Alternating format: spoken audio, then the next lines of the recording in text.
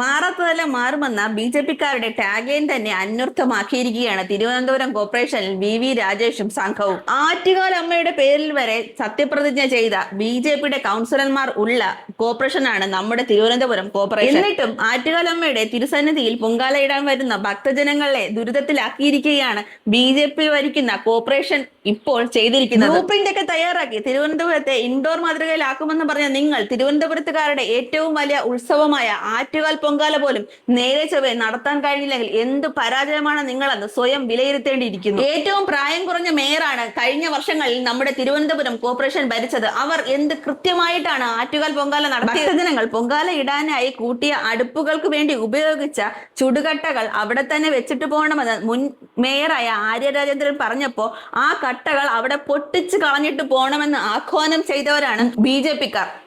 അന്ന് അങ്ങനെ ആഹ്വാനം ചെയ്ത നിങ്ങൾ ഇപ്പൊ പറയുകയാണ് ആര്യ രാജേന്ദ്രനായിരുന്നു ശരിയെന്ന്. 1,20,000-ൽ പരം കട്ടകളാണ് കോർപ്പറേഷന്റെ കീഴിൽ വരുന്ന ഭവന പദ്ധതികൾ പ്രകാരം വെച്ച വീടുകൾക്കായി ഉപയോഗിച്ചതെന്ന്. ആ അംഗീകാരം നമ്മുടെ മുൻ മേയറായ ആര്യ രാജേന്ദ്രന് മാത്രം സ്വന്തമാണ്. എന്തുമാത്രം അധിക്ഷേപമാണ് അതിന്റെ പേരിൽ മാത്രം ആര്യ രാജേന്ദ്രൻ കേട്ടത്. എന്നിട്ടും നിങ്ങളിപ്പോ അവരുടെ പാത പിന്തുടരുന്നതിൽ വളരെ സന്തോഷം മാത്രം. പാവങ്ങൾക്ക് വേണ്ടി അത്രയെങ്കിലും ചെയ്യാമെന്നുള്ളൊരു മനസ്സ് കാണിച്ചല്ലോ.